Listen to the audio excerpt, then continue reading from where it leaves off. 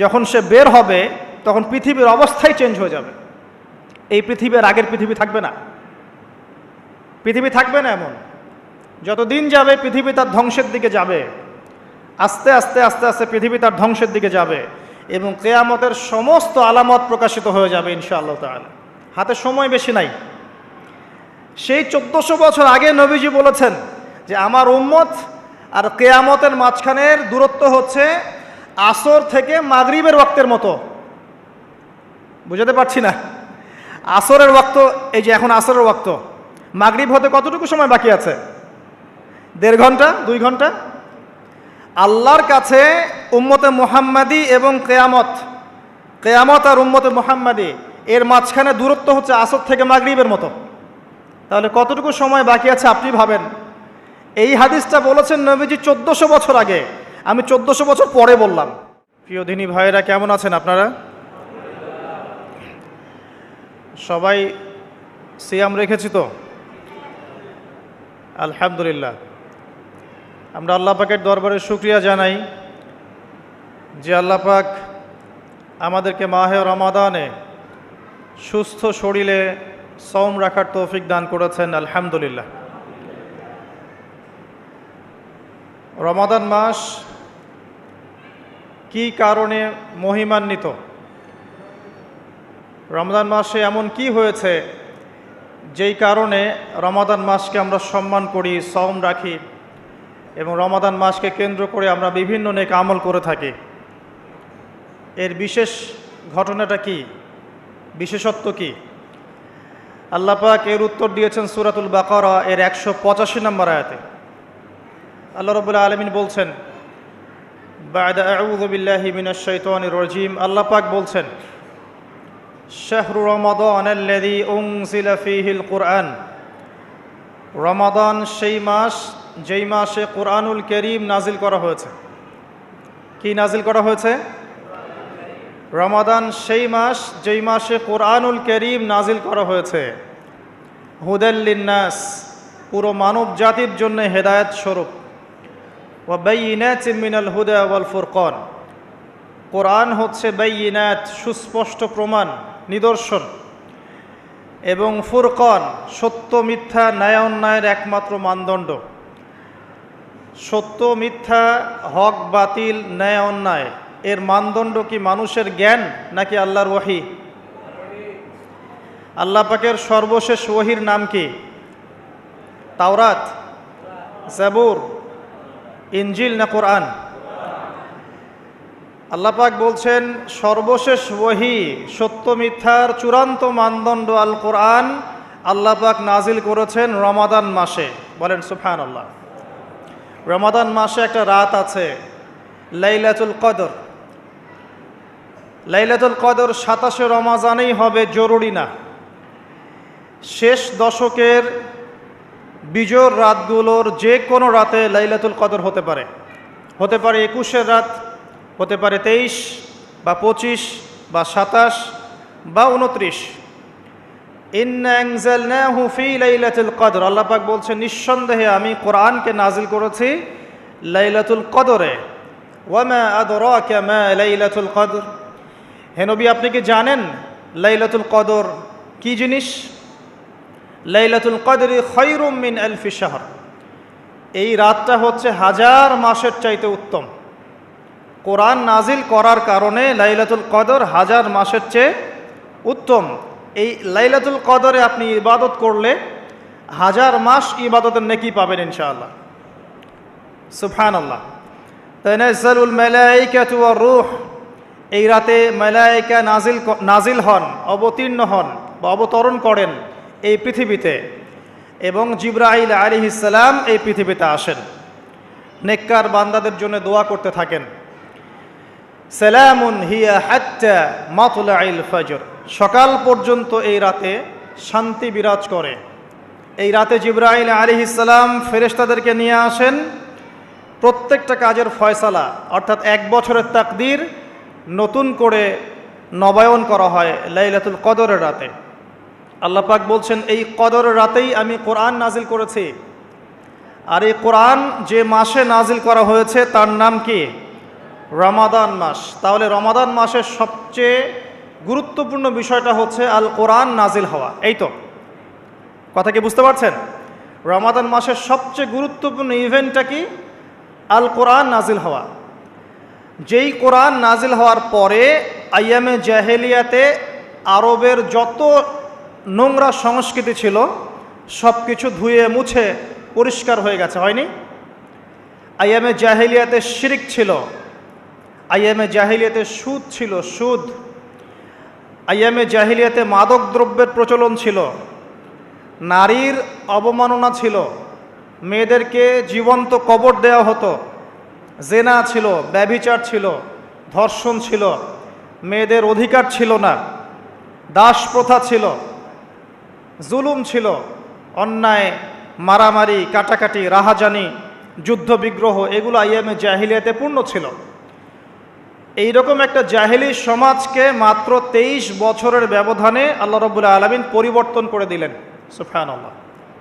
কে পরিবর্তন করলেন? মুহাম্মদুর রাসূলুল্লাহ সাল্লাল্লাহু আলাইহি ওয়াসাল্লাম। কিসের মাধ্যমে পরিবর্তন করলেন? আল্লাহর ওহী, কোরআন এবং সুন্নাহর মাধ্যমে। কত বছরের ব্যবধানে? মাত্র 23 বছর। মাত্র 23 বছর। 23 বছর পরের মক্কায় গিয়ে আপনি দেখবেন কোনো সুদ নাই, কোনো শিরক নাই, কোনো মাদক নাই, কোনো নারীর অবমাননা নাই। সেখানে মেয়েদেরকে আর ধর্ষণ করা হচ্ছে না, সেখানে আর মাদকদ্রব্য মানুষ খাচ্ছে না, সেখানে ভাই ভাই হয়ে গেছে সবাই, একে অপরের সাথে কোনো মারামারি কাটাকাটি ভেদাভেদ নাই, সবাই একটা উম্মাহ হয়ে গেছে। তো এই যে 23 বছরে একটা নোংরা সমাজকে আলোকিত সমাজে পরিণত করা হলো কিসের মাধ্যমে? আল কোরআনের মাধ্যমে। আর সেই কোরআন নাজিল করা হয়েছে রমাদান মাসে। তাহলে এই রমাদান মাসে আমাদের সবচেয়ে বড় দায়িত্বটা কি? কোরআন কেন্দ্রিক জীবন গড়া, তাই নয় কি?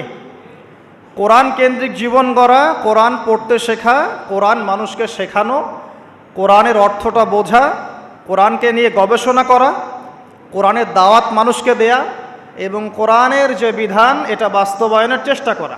এই তো কোরআন কেন্দ্রিক কাজ, তো এইগুলোই। নবী সাল্লাল্লাহু আলাইহি ওয়াসাল্লাম এবং সাহাবায়ে কেরাম 23 বছর ধরে এই কাজগুলো করেছিলেন বলেই আইয়ামে জাহেলিয়াত একটা আলোকিত সমাজে পরিণত হয়েছে। আমার কথা কি বুঝতে পারছেন? আলহামদুলিল্লাহ। এখন আসেন খুব সরল কথা বলি যে আমরা যারা মুসলিম আছি কোরআন কেন্দ্রিক আমাদের কি কাজ করা উচিত, এই রমাদান মাসে আমরা কি করতে পারি এবং রমজান মাস থেকে শিক্ষা নিয়ে সারা বছর এটাকে ধরে রাখতে পারি কিভাবে, এটাই মূল কথা। অনেক বেশি কথার প্রয়োজন নাই, মূল কথা কিন্তু অল্প। রমাদান মাসে আমাদের প্রথম দায়িত্ব হচ্ছে আল কোরআন পড়তে শেখা। আমরা কারা কারা কোরআন পড়তে জানি? হাত উঁচু করে একটু।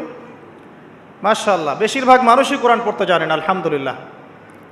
জাযাকুমুল্লাহ খায়রান, আল্লাহ পাক আপনাদেরকে বারাকাত দান করুন, দোয়া করি। প্রথম কাজ কোরআন পড়তে শেখা। পড়তে জানেন, আলহামদুলিল্লাহ। তবে আমি কিছু কথা বলি যেগুলো শুনলে হয়তো আপনার কাছে মনে হবে যে আরও ভালো করে পড়া শেখা উচিত। পড়তে শেখা খুব গুরুত্বপূর্ণ একটা কাজ, কিন্তু যেমন তেমন করে পড়তে শিখলে হবে না, মদ মাখরাজ তাজবিদের সাথে পড়তে হবে।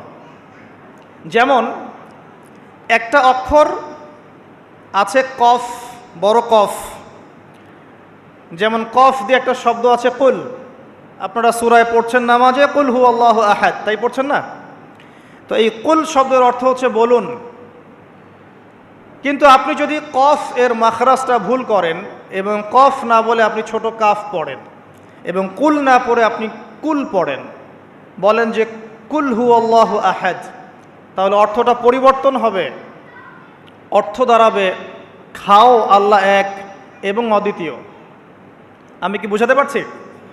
শুধুমাত্র কফ এর উচ্চারণ সঠিকভাবে না করার কারণে আপনার অর্থ পরিবর্তন হয়ে গেছে, বলো এর জায়গায় খাও অর্থ চলে এসেছে। আপনি পড়ছেন আল্লাহু আকবার, আলহামদুলিল্লাহি রাব্বিল আলামিন, এই তো আপনি পড়ছেন আলহামদুলিল্লাহ। শব্দটা কি?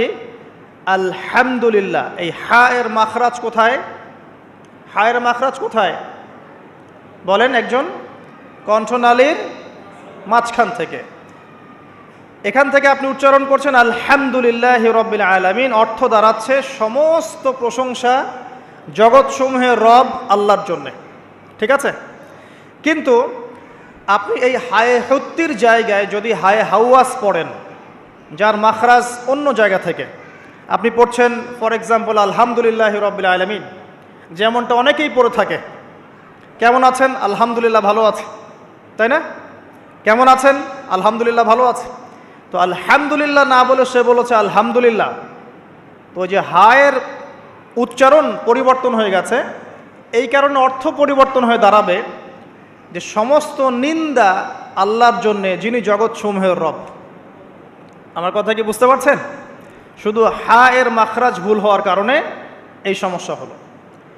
তাই যারা পড়তে শিখেছি আরও ভালো করে পড়তে শিখি, মদের সাথে, মাখরাজের সাথে, তাজবিদের সাথে সমস্ত নিয়মকানুনগুলো আবার চর্চা করি, যাতে আপনার তেলাওয়াতটা 100% বিশুদ্ধ হয়। আল্লাহ পাক তৌফিক দান করুন। ফর এক্সাম্পল একটা উদাহরণ দিচ্ছি, আলিফ লাম মিম, সূরা বাকারার প্রথমে আছে না আলিফ লাম মিম?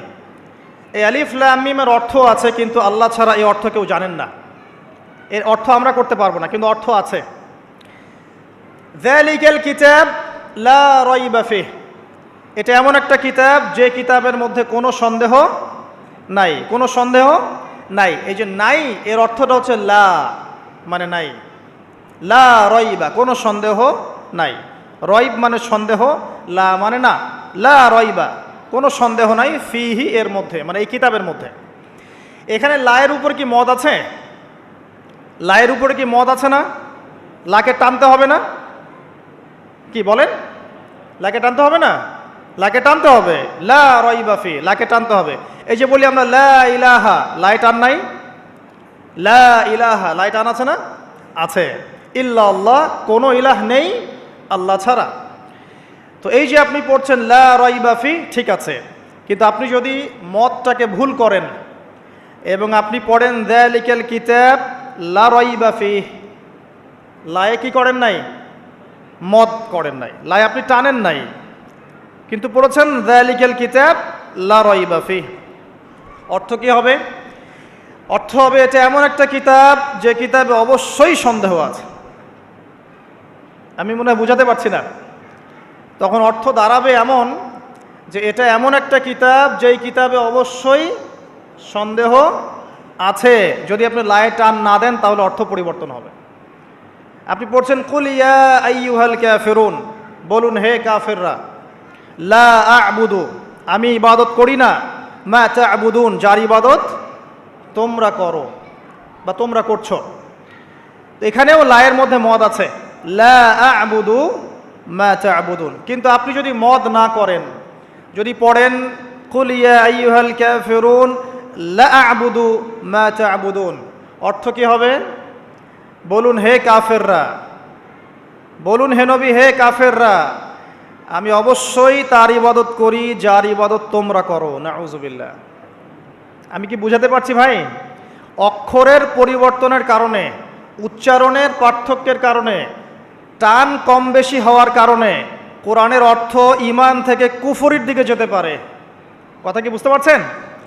অতএব যারা কোরআন তেলাওয়াত করা শিখেছেন আবারও শেখেন, শেখার কোনো শেষ নাই। যদি এখন আমি কোরআন তেলাওয়াত আপনাদেরকে ধরি, দেখা যাবে অনেকের তেলাওয়াত ভুল পাওয়া যাবে, পাওয়া যাবে না?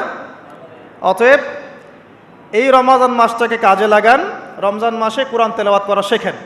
ইমাম সাহেবের কাছে শেখেন, মুয়াজ্জিন সাহেবের কাছে শেখেন, আলেমের কাছে আসেন, মাদ্রাসায় যান। যদি এগুলো সুযোগ না থাকে, অনলাইনে অনেক কোর্স করানো হচ্ছে, অনলাইনে কোর্স করেন।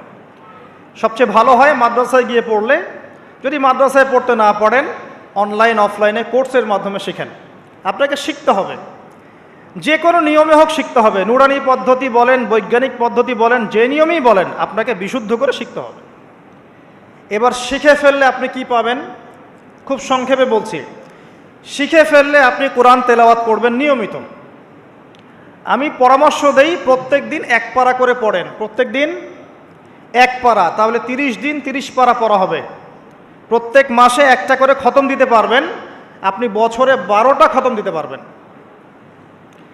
যদি আপনি বিশুদ্ধ করে তেলাওয়াত করতে শেখেন, তাহলে রাসূল সাল্লাল্লাহু আলাইহি ওয়াসাল্লামের কিছু হাদিস আপনার জন্যে। নবী সাল্লাল্লাহু আলাইহি ওয়াসাল্লাম বলেছেন, ইকরাউল কোরআন, তোমরা বিশুদ্ধ করে কোরআন তেলাওয়াত করো।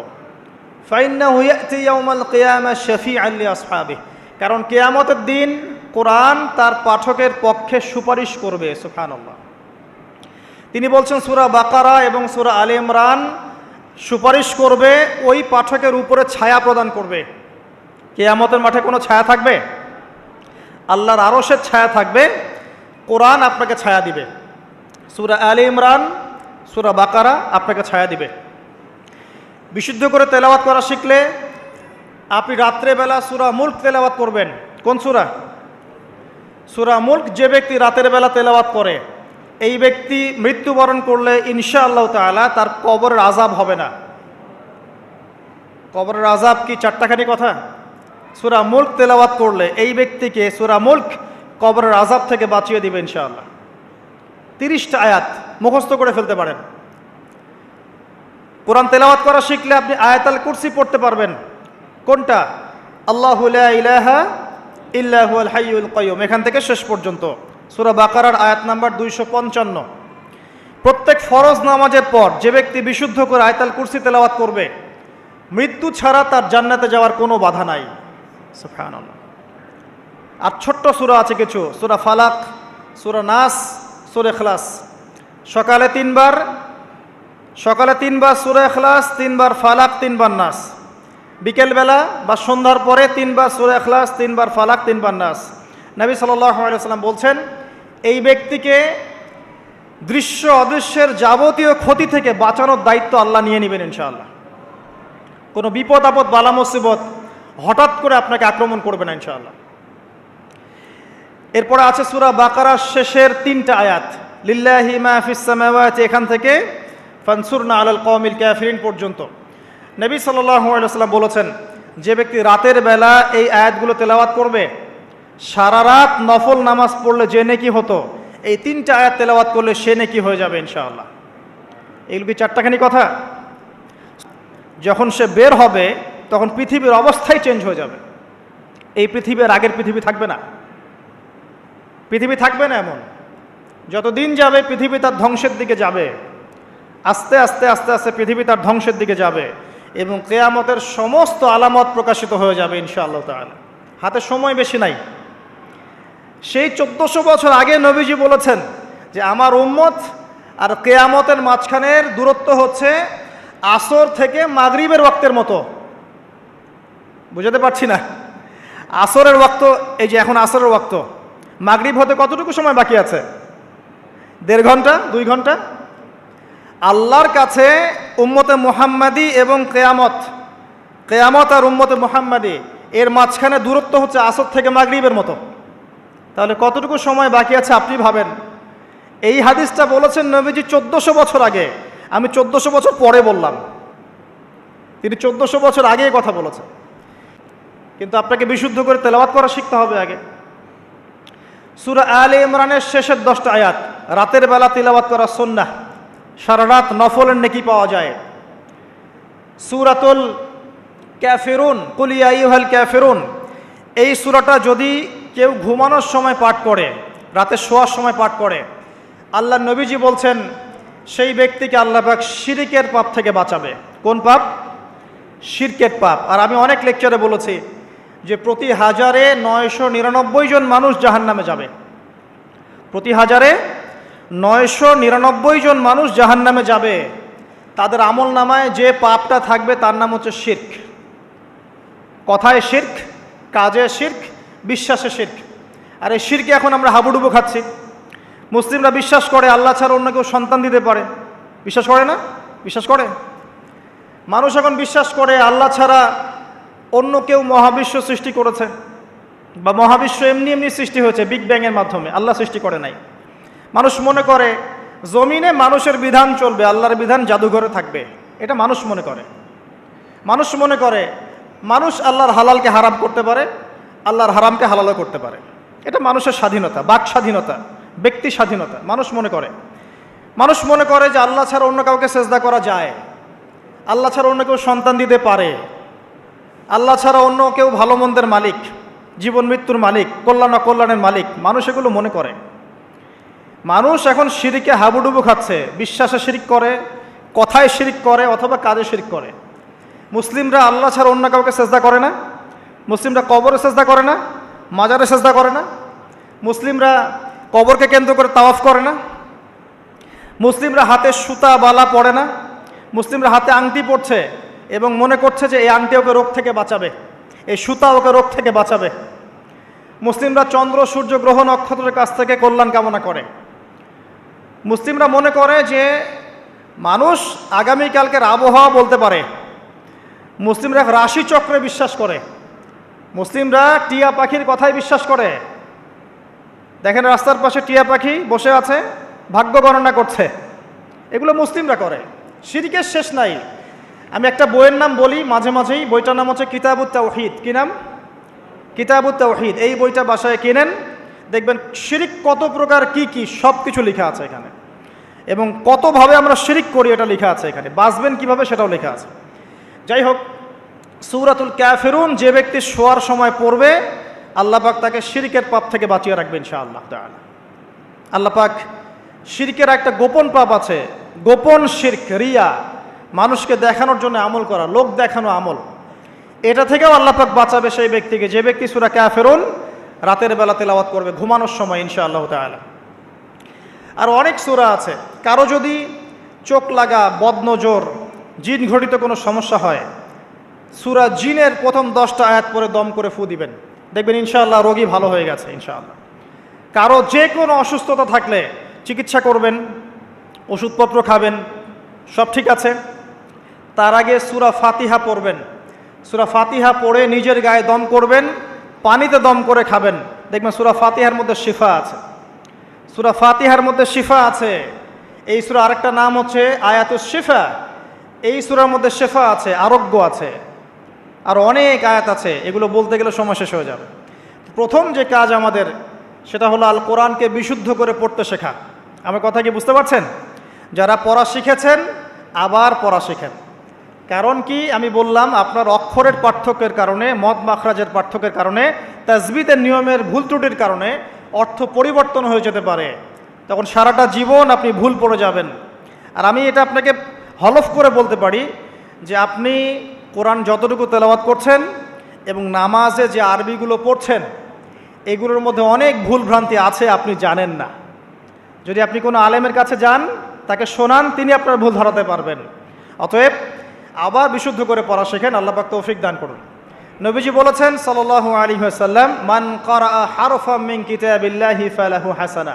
কেউ যদি একটা হরফ তেলাওয়াত করে কোরআনের, তার নেকি হবে কত নেকি? আল হাসানাতু কাআশরি আমসালিহা, এক নেকি 10 দিয়ে গুণ করা হবে। অর্থাৎ একটা হরফ তেলাওয়াত করলে 10 নেকি হবে ইনশাআল্লাহ। আলিফ লাম মিম পড়লে 10 নেকি হয় না, আলিফ লাম মিম পড়লে 30 নেকি হয়। কারণ আলিফ একটা হরফ, লাম একটা হরফ, মিম একটা হরফ। আপনি কি জানেন কোরআনে কতগুলো হরফ আছে? আল কোরআনে 600টা পৃষ্ঠা আছে। কত পৃষ্ঠা? একটা হাফেজি কোরআনে 600 পৃষ্ঠা থাকে। প্রত্যেক 20 পৃষ্ঠায় একটা করে পারা শেষ হয়। প্রত্যেকটা পৃষ্ঠার মধ্যে 15টা করে লাইন থাকে। কয়টা লাইন থাকে? 15টা লাইন থাকে। প্রত্যেকটা লাইনের মধ্যে 9টা করে গড়ে শব্দ থাকে। গড়ে 9টা করে শব্দ থাকে। এক পৃষ্ঠায় দেখবেন 134 বা 135টা শব্দ থাকবে। এখন 600কে আপনি 135 দিয়ে গুণ করলে দেখবেন আল কোরআনে 77,800টা শব্দ আছে। 77,800টা শব্দ আছে, মানে প্রায় 78,000 শব্দ আছে। এটা হলো শব্দের কথা বললাম। এই শব্দগুলো সব নতুন শব্দ নয়, এগুলো বের হয়েছে মাত্র 4 থেকে 4,500 শব্দ থেকে, মাত্র 4 থেকে 4,500 শব্দ থেকে। এই শব্দগুলো আবার 3 ভাগে ভাগ করা যায়। এক ভাগ হচ্ছে নাউন্স। নাউন্স তো বোঝেন, বিশেষ্য, যেগুলোকে আমরা ইসম বলি, যেমন আল্লাহ, মুহাম্মদ, জিবরিল, মিকাইল, ইব্রাহিম, ইসমাইল, এগুলো নাউন মানে বিশেষ্য। একগুলো আছে ফেল বা ক্রিয়াপদ, যেমন না'বুদু, নাস্তাইন, নাতরুকু, ইয়ামালুন, ইয়াফআলুন ইত্যাদি। অনেকগুলো আছে ফেল মানে ক্রিয়া। এই ফেলগুলোই মূল জিনিস, এগুলো ভার্বস। এগুলো দুই ভাগে ভাগ করা যায়, ফেইলে মাজি এবং ফেইলে মুদারে, অতীতকাল এবং বর্তমান ভবিষ্যৎকাল। আরেকগুলো আছে হরফ বা অব্যয়, এগুলোকে আমরা ইংরেজিতে বলি প্রোনাউন্স বা প্রিপোজিশন বা কনজাংশন, ইন্টারজেকশন, এগুলো সব কিছু মিলেই হরফ। এই অল্প কিছু শব্দ থেকে কোরআনের ৭৮,০০০ শব্দ বের হয়েছে।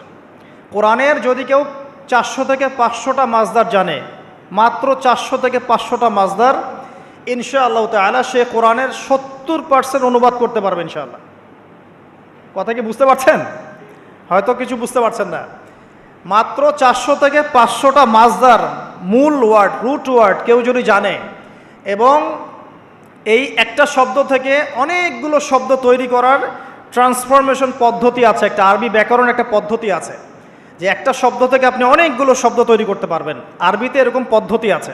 এই পদ্ধতিটা যদি সে জানে এবং এই সিনোনিমসগুলো, ভোকাবুলারিগুলো মনে রাখতে পারে, মাজদারগুলো মনে রাখতে পারে, ইসিমগুলো মনে রাখতে পারে, হরফের ব্যবহারগুলো জানে, সে ইনশাআল্লাহ তাআলা অল্প সময় করতে পারবে ইনশাআল্লাহ। বাকি 30% কি হবে সেটা নিয়ে পরে চিন্তা করা যাবে। আমি একটা ছোট্ট উদাহরণ দিচ্ছি। সূরা ফাতিহা, এখানে কম বেশি 18 থেকে 20টা শব্দ আছে, ঠিক আছে? আলহামদু লিল্লাহি রব আলামিন, রহমান রহিম, মালিক ইয়াউমদ্দিন, শব্দগুলো আছে। হয়তো সব মিলিয়ে হবে 18 থেকে 20টা শব্দ।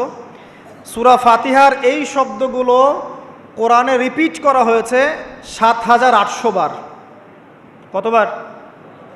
৭৮০০ বার। মানে সূরা ফাতিহার অর্থ যে জানে সে কোরআনের ৭৮০০টা শব্দের অর্থ জানে। আল্লাহ পাক এই জন্যই বলেছেন ওয়ালাকাদ ইয়াসসারনাল কুরআনা লিযিকরি ফাহাল মিন মুদ্দাকির, আমি কোরআনকে বোঝার জন্য সহজ করে দিয়েছি, উপদেশ গ্রহণের জন্য সহজ করে দিয়েছি। ফাহাল মিন মুদ্দাকির, কেউ কি আছো উপদেশ গ্রহণকারী? কোরআন বোঝা সহজ। হাদিস শাস্ত্র কঠিন, হাদিস শাস্ত্রের মধ্যে অনেক কঠিন শব্দ থাকে, অনেক উঁচু স্তরের ব্যাকরণ থাকে। কোরআন সত্যি বোঝা সহজ, শুধু প্রয়োজন আপনার পরিশ্রম, আপনার লেগে থাকা, আপনার দোয়া, আপনার অধ্যবসায় এবং আলেম উলামার কাছে যাওয়া আসা করা এবং ধারাবাহিকতা বজায় রাখা। ইনশাআল্লাহ 2টা বছর সময় দেন, দেখবেন ইনশাআল্লাহ তাআলা আপনি আল কোরআনের মিনিমাম 60 থেকে 70% বুঝতে পারছেন। আমি কিন্তু বলছি না যে আপনি মুফতি হয়ে যাবেন, মুহাদ্দিস হয়ে যাবেন, মুফাসসির হয়ে যাবেন, এটা বলছি না। কিন্তু আপনি কেউ কোরআন তেলাওয়াত করলে আপনি তার অর্থটা বুঝতে পারবেন। আসুন কোরআনকে সময় দিন। রমাদান মাসে প্রথমে তেলাওয়াত করা শিখুন, প্রত্যেক হরফে 10টা করে নেকি পাবেন। এই যে বললাম ৭৮,০০০ শব্দ, তাহলে অক্ষর কত লাখ আছে আপনি চিন্তা করেন। এখন বিশুদ্ধ করে তেলাওয়াত করা শিখলে যদি আপনি রমাদান মাসে 1 খতম দেন কোরআন, এমনিই তো খতম দিলে আপনার প্রত্যেক হরফে 10 নেকি হবে, আর রমাদান মাসে খতম দিলে 70 থেকে 700 গুণ বাড়িয়ে দেওয়া হবে। তাহলে একটা খতম দিলে আপনার আমল নামায় কত কোটি নেকি লেখা হবে, এটা আপনি চিন্তা করেন। তাই রমাজানে যারা কোরআনকে সময় দিতে পারেনি এখনও, আমি বলবো তাদের চেয়ে হতভাগা আর কেউ নাই। এখন তাদের চেয়ে হতভাগা মানুষ এই পৃথিবীতে কেউ নাই। আর তার জন্য আফসোস যে ব্যক্তির বয়স হয়ে গেছে, বার্ধক্যে চলে গেছে, কিন্তু কোরআন বিশুদ্ধ করে তেলাওয়াত করার সৌভাগ্য হয়ে ওঠে নাই। আল্লাহ পাক আমাদের সবাইকে কোরআন তেলাওয়াত করার তৌফিক দান করুন, আমিন। প্রত্যেক মাসে একটা করে খতম দেওয়ার তৌফিক দান করুন, প্রত্যেক দিন 1 পারা করে পড়ার তৌফিক দান করুন, এবং কোরআন অর্থ বোঝার তৌফিক দান করুন, আমিন। কোরআন তিলাওয়াত করা শেখার পরে কি করবেন? কিছু অংশ হিফজ করবেন, কিছু অংশ মুখস্থ করবেন। যারা পুরো মুখস্থ করে তাদেরকে আমরা বলি হাফেজে কোরআন, তাই তো? আমরা যারা হাফেজ হতে পারি নাই, আমাদের বাচ্চাদেরকে হাফেজ বানানো যায় না? আমার ছেলে, আমার মেয়ে, আপনার ছেলে, আপনার মেয়ে হাফেজ হতে পারে না? আর আমরা সারা জীবনে কত শত বই মুখস্থ করেছি। কেমিস্ট্রির ওই যে পর্যায় সারণী আপনার মুখস্থ, ফিজিক্সের সূত্রগুলো মুখস্থ, এই যে হায়ার ম্যাথের কঠিন কঠিন সূত্র মুখস্থ, ইকোনমিক্স মুখস্থ। আপনার বিসিএস কোচিং করছেন, আপনি কোন সাহিত্য কে লিখেছে, কোন কবিতা কে লিখেছে, কোন কবির জন্ম কবে, মৃত্যু কবে, সব মুখস্থ, তাই না? আমরাও তো পড়েছি এগুলা। তো এগুলো মুখস্থ করায় না? কত গল্প, প্যারাগ্রাফ রচনা আপনি মুখস্থ করেছেন।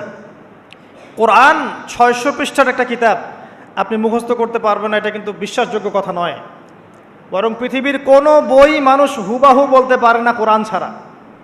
বেদ মানুষ কি মুখস্থ বলতে পারে? বাইবেল মানুষ মুখস্থ বলতে পারে? জাবুর, ইনজিল মানুষ মুখস্থ বলতে পারে? কোরআন ছাড়া কোনো কিতাবই মানুষ মুখস্থ বলতে পারে না। কিন্তু কোরআন আজকে যদি কোরআন পৃথিবী থেকে মুছে ফেলা হয়, মানে পৃথিবী থেকে সমস্ত কোরআনের কপি যদি আজকে মুছে ফেলা হয়, কালকে দেখবেন আগামীকাল কোরআনের হাফেজরা কোরআন আবার লিখে ফেলবে ইনশাআল্লাহ। এটাই কোরআন। ইন্না নাহনু নাজ্জালনা যিকরা ওয়া ইন্না লাহু লাহাফিজুন। আমি এই কোরআন, এই জিকির নাজিল করেছি, আর আমি আল্লাহ এর হেফাজত করব। আল্লাহ পাক দায়িত্ব নিয়েছেন। অতএব আমরা হাফেজ হওয়ার চেষ্টা করি। এখন কথা হচ্ছে, আমরা সবাই তো আর 30 পারা হাফেজ হতে পারবো না, তাই তো? তাহলে আমি কিছু ইম্পর্টেন্ট সূরা বলছি, কিছু ইম্পর্টেন্ট সূরা, ইম্পর্টেন্ট আয়াত, এগুলো সবাই মুখস্থ করবেন, পারবেন?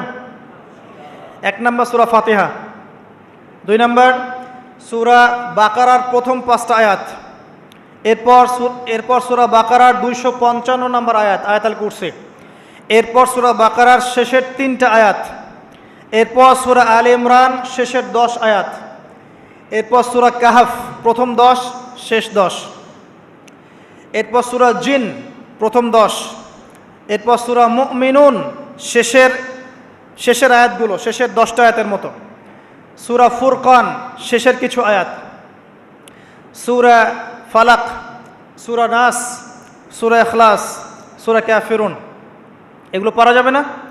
সূরা হাশর শেষের 3টা আয়াত, সূরা হাশরের শেষের আয়াতগুলো, সূরা হজের শেষের আয়াতগুলো, এরপরে আপনি পড়বেন সূরা তাহার কিছু আয়াত, তারপরে আছে সূরা বনী ইসরাঈল এর কিছু আয়াত, সূরা মুলক মুখস্থ করবেন, সূরা মুলক, আর 2টা সূরা অবশ্যই মুখস্থ করবেন, সূরা আর রহমান, সূরা ইয়াসিন। এতটুকু পারা যাবে না?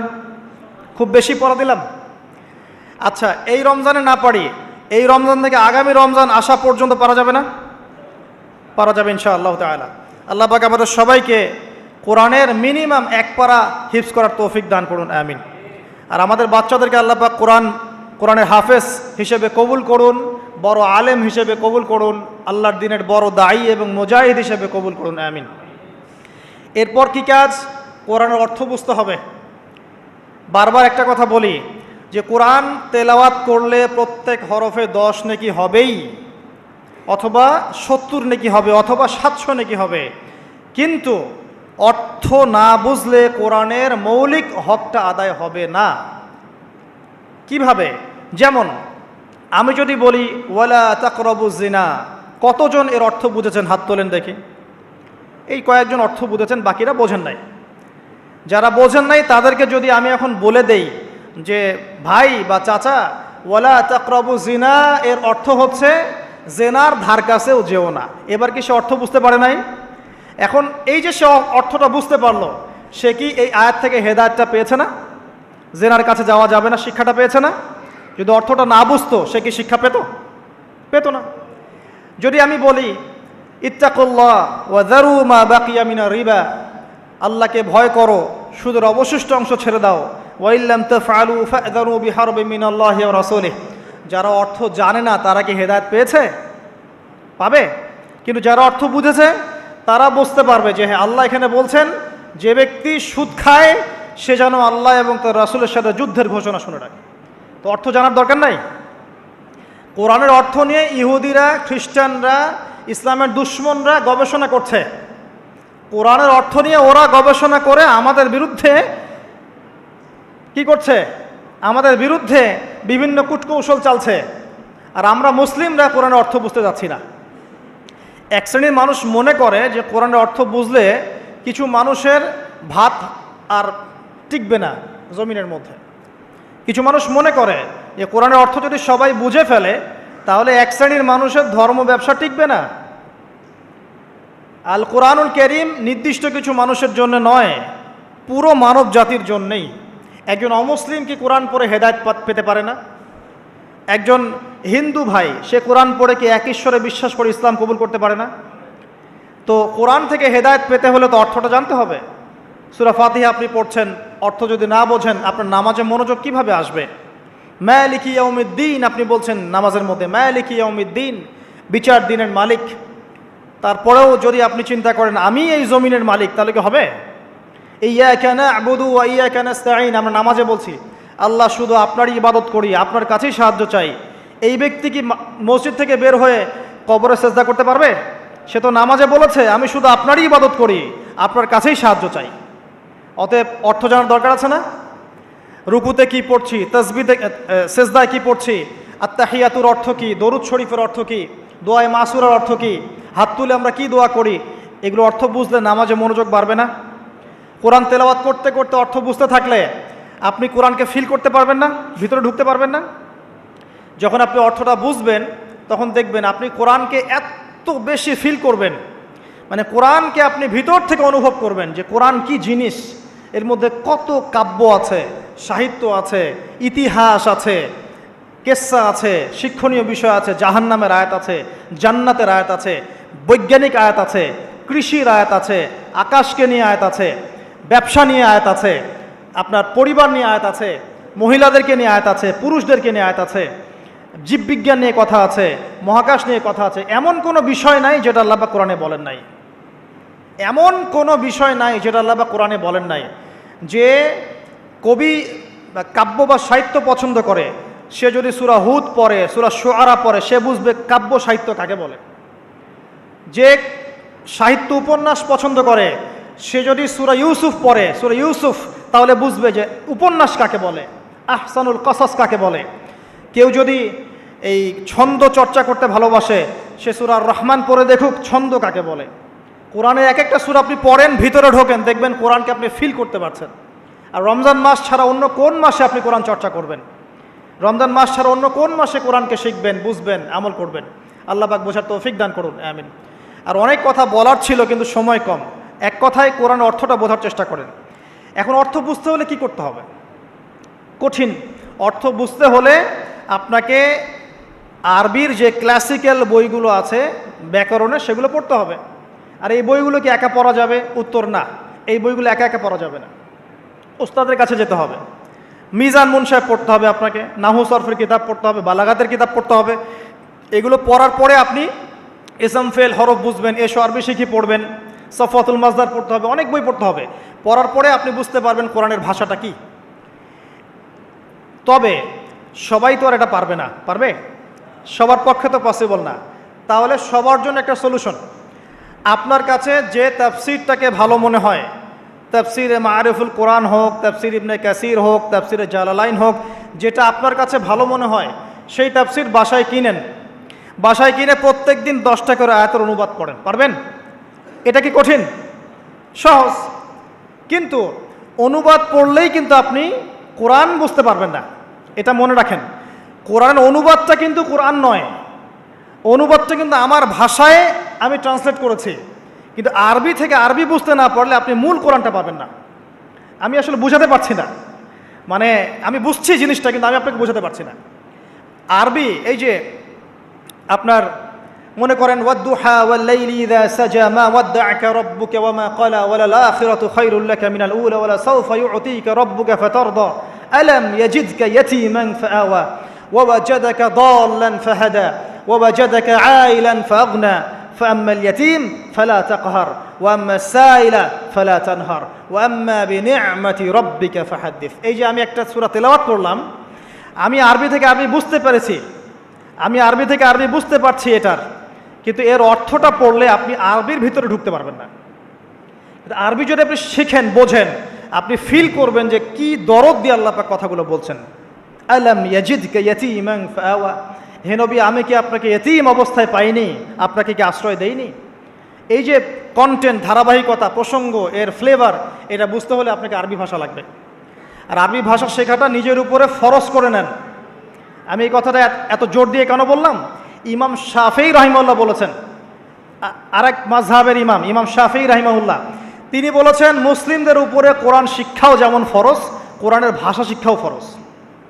কারণ ভাষা না শিখলে কোরআন শিখতে পারবে না মানুষ। আর আরবি ভাষা খুব সহজ, জানেন?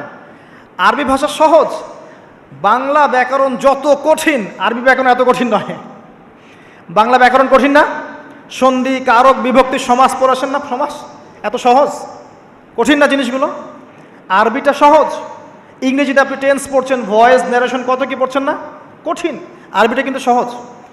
আর আপনি কোরআনের আরবিটুকু বোঝেন। আমি তো বলছি না সারাদিন আপনাকে আরবিতে কথা বলতে হবে, শুধু কোরআনের আরবিটুকু বোঝার চেষ্টা করেন, যাতে করে আপনি কোরআন আল্লাহর কিতাব আল্লাহর ভাষায় আপনি বুঝতে পারেন। আল্লাহ পাক তৌফিক দান করুন। আর যারা একেবারেই পারছেন না, অনুবাদ কিনেন, বাসায় তাফসির কিনেন, বাসায় 10টা করে আয়াত পড়েন, অনুবাদ পড়েন। কিন্তু অনুবাদ পড়েই ফতোয়াবাজি করবেন না, অনুবাদ পড়ে ফতোয়াবাজি করবেন না। অনুবাদ পড়ে অনেকে কিন্তু আবার গোমরাও হয়ে গেছে। এক শ্রেণী মানুষও বের হয়েছিল, এখনও আছে, যে কোরআন মানি হাদিস মানি না। অনুবাদ পড়ে দেখবে যে অনুবাদে লেখা আছে ওয়ালাকাদ সাররাফনা ফি হাযাল কোরআন লিন-নাস মিন কুল্লি মাসাল, কোরআনে আল্লাহ পাক সব বিষয় ব্যাখ্যা করেছেন। তখন সে বলবে কোরআন যথেষ্ট, হাদিসের দরকার নাই। এই যে আল্লাহ পাক কোরআনে বলেছেন, দলিল আছে। তো কোরআন পড়েও মানুষ বিভ্রান্ত হতে পারে। কিন্তু অতএব অনুবাদ পড়ে যেটা বুঝবেন না, অবশ্যই আলেম ওলামার কাছে আসবেন। এবং আমি সবসময় বলি, বাংলাদেশের প্রেক্ষাপটে কওমি ঘরানার ওলামায়ে কেরাম যারা আছেন তাদের কাছে জ্ঞানের গভীরতা অনেক বেশি। এই কথাটা আমি বলেছি, বাস বলেছি, এর পিছনে অনেক ভিত্তি আছে। আমি যাচাই বাছাই করে গবেষণা করে অভিজ্ঞতার আলোকে কথাটা বলেছি। হুট করে আপনার বুঝে নাও আসতে পারে, কিন্তু কওমি ঘরানার ওলামায়ে কেরাম যারা আছেন তাদের মাঝে কিছু কিছু বিষয়ে ত্রুটি বিচ্যুতি থাকতে পারে, কিন্তু উসুলের জ্ঞান, আরবি ভাষার জ্ঞান, তাফসীরের জ্ঞান, হাদিসের জ্ঞান, এমনকি মারেফত, এই বিষয়গুলো তাদের মধ্যে অনেক বেশি আছে। এই জন্যে আমি তাদের কথা বলি গর্বের সাথে যে আলহামদুলিল্লাহ বাংলাদেশে আল্লাহ পাক এই শ্রেণীর উলামায়ে কেরামকে দিয়ে ধন্য করেছেন। তাদের কাছে যান, তাদের কাছে গিয়ে পড়াশোনা শেখেন, সোহবতে যান, যেটা বুঝবেন না আপনি জিজ্ঞাসা করবেন, নিজে ফতোয়া দেওয়ার চেষ্টা করবেন না। আল্লাহ পাক বোঝার তৌফিক দান করুন, আমিন। আমি শেষ করছি আর 10 মিনিটের মধ্যে ইনশাআল্লাহ। তো 3টা কাজ আমরা শিখলাম।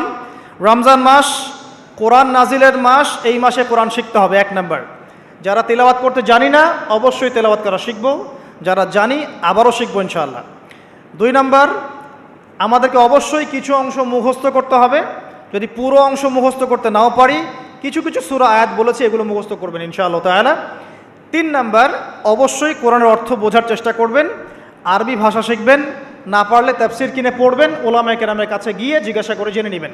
সব বিষয়ে নিজে ফতোয়া দিতে যাবেন না। 4 নাম্বার, রমজান মাস শুধু কোরআন শিক্ষা এবং বোঝার মাস নয়, মানুষকে শেখানোরও মাস। যারা কোরআন আমরা জানি বুঝি, অন্যকে শেখাতে হবে। মসজিদ ভিত্তিক কোরআন শেখানোর ক্লাস চালু করতে হবে, মাদ্রাসা ভিত্তিক চালু করতে হবে, অনলাইনে চালু করতে হবে, অফলাইনে চালু করতে হবে। এবং রমজানের এই শিক্ষাটাকে সারা বছর ধরে রাখতে হবে। সারা বছর কোরআনের কোর্সগুলো যেন চালু থাকে, মসজিদে, মাদ্রাসায়, আমাদের এলাকা ভিত্তিক বা অনলাইনে অফলাইনে কোরআনের কোর্স যেন চালু থাকে। তাহলে কি হবে, সারাটা জীবন, সারাটা বছর কোরআন কেন্দ্রিক সময় কাটাতে পারবো ইনশাআল্লাহ তাআলা। আপনি বিশ্বাস করেন, কোরআন আপনার সবচেয়ে সেরা বন্ধু হবে ইনশাআল্লাহ। আপনি কোরআন নিয়মিত তেলাওয়াত করেন, একদিন যদি তেলাওয়াত না করেন, ওই দিন মনের মধ্যে আপনার অস্থিরতা তৈরি হবে। খেয়াল করে দেখবেন, মনটা আপনার অস্থির হয়ে যাবে, মনে হবে কি জানি আপনি আজকে করেন নাই। কোরআন আপনার মনের দরজায় এসে করা নাড়বে, আজকে আমাকে পড়ো নাই, আজকে আমাকে পড়ো নাই। এমনও মানুষ আছে, আমার পরিবারের মধ্যেও আছে আলহামদুলিল্লাহ, যে কোরআন পড়তে বসলে একাধারে 3, 4, 5, 6 পারা পড়ে শেষ করে ফেলবে। এমন আছে, আজকে কয় পারা পড়েছো, আজকে 4 পারা পড়া শেষ, আলহামদুলিল্লাহ।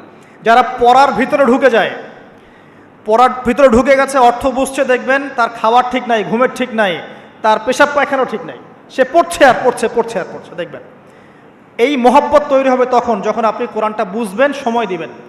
আমরা নিয়াত করি আল্লাহ পাক আমাদের সবাইকে প্রত্যেক দিন কোরআনকে সময় দেওয়ার তৌফিক দান করুন, আমিন। এবং কোরআন তেলাওয়াত করলে যে নেকি হবে, আল্লাহ পাক আপনার প্রতি রহম করবেন, বরকত দিবেন, আপনার জন্য পরকালে কোরআন সুপারিশ করবে। শুধু তাই না, আপনি শারীরিক মানসিকভাবে সুস্থ থাকবেন। কোরআন ওয়া নুনাজ্জিলু মিনাল কোরআন মা হুয়া শিফাউ ওয়া রাহমা, কোরআনের মধ্যে আল্লাহ পাক শিফা এবং রহমত নাজিল করেছেন। কোরআনের শিফা আছে, শিফা আরোগ্য আছে। যারা বেশি বেশি কোরআন তেলাওয়াত করে তারা কম অসুস্থ হয়। এবং আরেকটা কথা বলি, এখন আমাদের দুনিয়ার অনেক চাপ না, মাথায় অনেক প্রেশার নিতে হয় না, পারিবারিক চাপ, অফিসের চাপ, ব্যবসার চাপ নিতে হয় না।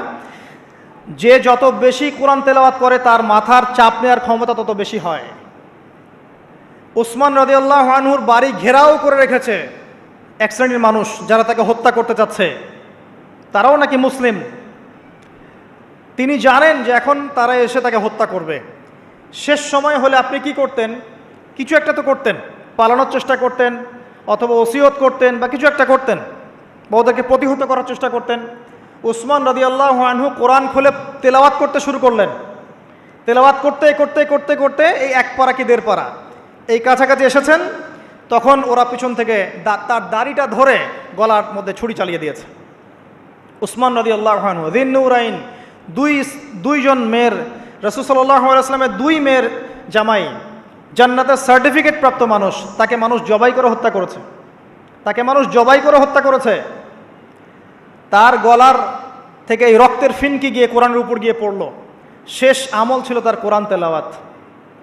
মানুষ যখন কোরআনের মধ্যে ডুবে যায় তখন এখানেই শান্তি পায়। আর এখন আমরা শান্তি খুঁজছি মিউজিকের মধ্যে, তাই না? পর্নোগ্রাফির মধ্যে, সিরিয়াল দেখতে, ইউটিউবিং করতে, ফেসবুকিং করতে, আড্ডাবাজি করতে, ক্যারাম খেলতে, জুয়া খেলতে, এগুলোতে শান্তি খুঁজে। এগুলো শান্তি দেয় না, এগুলো সাময়িক বিমোহিত করে। সাময়িক একটা মজা দিবে আপনাকে, শান্তি দিবে না। কোরআনে ডুবে যান, আপনি শান্তি পাবেন, দেখবেন ইনশাআল্লাহ তাআলা। আজকে বাসায় গিয়ে একটা রিকোয়েস্ট আমার, অনেক কিছুই তো বলতে পারি, একটা খালি কথা বলছি। সূরা ইউসুফ নাম শুনেছেন? সূরা ইউসুফটাকে ভালো করে পড়েন। জাস্ট একটা সূরা পড়ুন, জাস্ট একটা সূরা ইউসুফটাকে আজকে বাসায় গিয়ে প্রথম থেকে শেষ পর্যন্ত পড়েন। দেখেন কি ট্র্যাজেডি, কি ঘটনা। একজন নবী, তার এতগুলো সন্তান, একটা সন্তান অত্যন্ত সুন্দর, তার প্রতি হিংসা করা হয়। তার ভাগ্য দেখবেন, তার ভাগ্য ঘুরছে কিভাবে। একবার নবীর বাড়ি থেকে কুয়ার মধ্যে, কুয়া থেকে বাজারে, বাজার থেকে রাজপ্রাসাদে, রাজপ্রাসাদ থেকে জেলখানায়, জেলখানা থেকে এই যে একদম রাষ্ট্রপ্রধান। কি ভাগ্য ঘুরে ঘুরে আসছে, কি ট্র্যাজেডি। এর বালাগাত, এর ছন্দ, এর উপন্যাসের সাহিত্য আপনি পড়ে দেখেন। আল্লাহ পাক বলেছেন আহসানাল কসাস, দুনিয়াতে সবচেয়ে সেরা গল্প হচ্ছে সূরা ইউসুফ। আজকে পড়ে দেখেন, পড়েন, কোরআন আপনার ভিতর ঢুকে যাবে ইনশাআল্লাহ। আমার এই নসিহত যার যার কাছে পৌঁছে যাবে, তারা যদি আমার কথা শুনে কোরআনের ভিতর ডুবে যান, আমার লেকচার সার্থক, আলহামদুলিল্লাহ। এটাই চাচ্ছি, আপনারা কোরআন কেন্দ্রিক সময় দেন। অনেক বড় বড় স্লোগান দিয়ে কোনো লাভ নাই যে আল্লাহর জমিনে আল্লাহর দিন কায়েম করতে হবে ইত্যাদি ইত্যাদি। যতক্ষণ পর্যন্ত প্রত্যেক ঘরে ঘরে কোরআনওয়ালা মানুষ তৈরি না হবে, যতক্ষণ পর্যন্ত আমরা সবাই কোরআনের হকগুলো আদায় না করব এবং কোরআনের আলোকে জীবন না গড়ছি, ততক্ষণ স্লোগান দিয়ে আইওয়াস শোডাউন করে কোনো লাভ নাই। লাভ আছে? প্রত্যেক ঘরে ঘরে কোরআনওয়ালা মানুষ তৈরি করতে হবে। আমি আমার আলোচনা শেষ করছি, আর কয়েকটা কথা বলে শেষ করছি। সেটা হলো যে এই বিষয়গুলোর পাশাপাশি আমাদেরকে কোরআনের আদেশগুলো মেনে চলার চেষ্টা করতে হবে। শুধু জানবো কিন্তু আমল করব না, এমনটা করলে চলবে না। জানি বুঝি আমলও করতে হবে। কোরআনের আদেশ কেমন? আল্লাহর সাথে শিরক করা যাবে না, তাওহীদে থাকতে হবে, 5 ওয়াক্ত নামাজ পড়তে হবে, আপনার নিসাব পরিমাণ সম্পদ হলে যাকাত দিতে হবে, রমজান মাসে সওম রাখবেন, সামর্থ্য হলে হজ করবেন, প্রতিবেশীর খোঁজ নেবেন, আত্মীয়তার সম্পর্ক বজায় রাখবেন, পিতামাতার খেদমত করবেন ইত্যাদি। সত্যবাদিতার পরিচয় দিবেন, সবসময় সত্য কথা বলবেন, ন্যায়ের পথে থাকবেন। এই যে কথাগুলো কোরআনে আছে না, এই কথাগুলো কিন্তু আগেকার ধর্মগ্রন্থের মধ্যেও ছিল না? ছিল। তো এগুলো কিন্তু অসাম্প্রদায়িক কথা, এগুলো সাম্প্রদায়িক কোনো কথা নয়। কারণ প্রত্যেক ধর্মগ্রন্থে এই কথাগুলো ছিল। সত্য কথা বলতে হবে, পিতামাতার খেদমত করতে হবে, মানুষের সাথে ভালো আচরণ করতে হবে, সব ধর্মগ্রন্থে ছিল। এগুলো কোরআনেও আল্লাহ পাক আবার নাজিল করেছেন। কি জন্যে?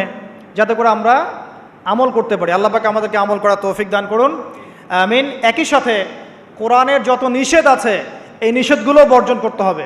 শুধু আমল করব, নিষেধ ছাড়ব না, এমনটা হবে না। এমনটা করলে হবে? নিষেধও বর্জন করতে হবে। আপনি নামাজ পড়ছেন, আলহামদুলিল্লাহ, সুদটাও ছেড়ে দেন।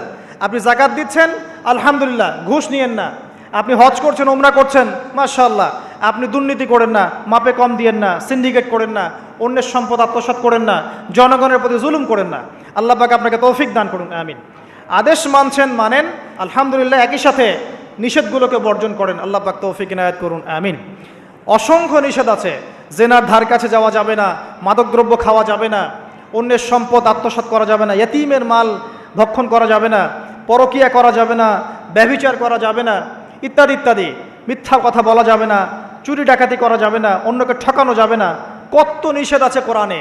এই সমস্ত নিষেধগুলোকে বর্জন করলে পরে কোরআনের হকগুলো আদায় হবে ইনশাআল্লাহ তাআলা। আর সবশেষ কাজ হচ্ছে কোরআনের দাওয়াত মানুষের ঘরে ঘরে পৌঁছাতে হবে। কোরআন এবং হাদিস, হাদিস আর কোরআন আলাদা কিছু নয়। হাদিস কোরআনের ব্যাখ্যা, কোরআন এবং হাদিসের এই দাওয়াত মানুষের ঘরে ঘরে পৌঁছে দিতে হবে। হোক সে মুসলিম বা অমুসলিম, হোক সে পাহাড়ি এলাকার মানুষ, হোক সে জনপদের মানুষ, হোক সে চাকমা, হোক সে মারমা, হোক সে রাখাইন, হোক সে আরাকানের, হোক যে কোনো জায়গার মানুষ, যে কোনো গোত্রের, যে কোনো শ্রেণীর মানুষ, হোক সে ধনী বা গরিব বা সাদা বা কালো ইত্যাদি, যে কোনো ভাষাভাষী হোক, যে কোনো দেশের হোক, সবার ঘরে ঘরে কোরআনের মৌলিক দাওয়াত পৌঁছে দেওয়ার চেষ্টা করতে হবে। আল্লাহ পাক আমাদের সবাইকে তৌফিক দান করুন। যত বেশি দাওয়াত পৌঁছাবেন, আল্লাহর জমিনে আল্লাহর দিন জিন্দা থাকবে ইনশাআল্লাহ। দিন ইসলাম জিন্দা থাকলে আমরা নিরাপদে থাকব, ইসলাম জিন্দা না থাকলে আমরা নিরাপদে থাকব না। ইসলাম যদি পৃথিবীতে না থাকে, এই মুসলিমদের অস্তিত্ব পৃথিবীতে থাকবে না। যদি মুসলিমদের অস্তিত্ব টিকিয়ে রাখতে চান, তাহলে ইসলামকে টিকিয়ে রাখুন। আর ইসলামকে টিকিয়ে রাখতে হলে কোরআন এবং হাদিসের দাওয়াত নিজে আমল করে মানুষের ঘরে ঘরে দাওয়াত পৌঁছানোর চেষ্টা করুন। আল্লাহ পাক আমাদের সবাইকে এই কাজগুলো করার, যা বললাম তার উপর আমল করার তৌফিক আল্লাহ পাক আমাদের সবাইকে দান করুন, আমিন। আপনারা সবাই সওম রেখেছেন, আমরা দোয়া করি আল্লাহ পাক সবার সওমগুলোকে কবুল করুন এবং সওমরত অবস্থায় বেশি থেকে বেশি কোরআন তেলাওয়াত করার তৌফিক আল্লাহ পাক আমাদেরকে দান করুন। আল্লাহ পাক আমাদেরকে কোরআন বুঝে আমল করার তৌফিক ইনায়েত করুন। আমাদের সন্তানদেরকে কোরআনে হাফেজ বানানোর তৌফিক দান করুন। আমাদেরকেও কোরআন বুঝে পড়ার তৌফিক দান করুন। আমরা দোয়া করি রমজান মাসে আমরা যেন বেশি বেশি মানুষকে ইফতার করাতে পারি, আল্লাহ পাক তৌফিক দান করুন। আমরা সওম রেখে, রোজা রেখে যেন আল্লাহর অবাধ্যতামূলক যত কাজ আছে সমস্ত কাজগুলো ছেড়ে দেই, আল্লাহ পাক তৌফিক দান করুন।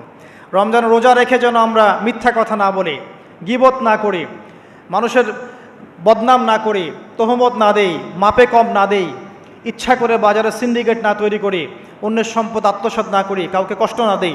রমজানের সওম রেখে যাবতীয় পাপাচার ছেড়ে দিতে পারি, আল্লাহ পাক আমাদের সবাইকে তৌফিক ইনায়েত করুন, আমিন। এবং সওমরত অবস্থায় যেন বেশি বেশি আমরা কোরআন তেলাওয়াত করতে পারি, আল্লাহর কাছে দোয়া করতে পারি, জিকির আজগার করতে পারি, দিন ইসলামের খেদমত করতে পারি, কি কাজ করলে ইসলাম এগিয়ে যাবে ফিকির করতে পারি, মানুষের কল্যাণে কাজ করতে পারি, মানবতার সেবায় কাজ করতে পারি। রোজা রেখে আমরা যেন অন্যের উপকারে আসতে পারি, এই তৌফিক আল্লাহ পাক আমাদের সবাইকে দান করুন, আমিন।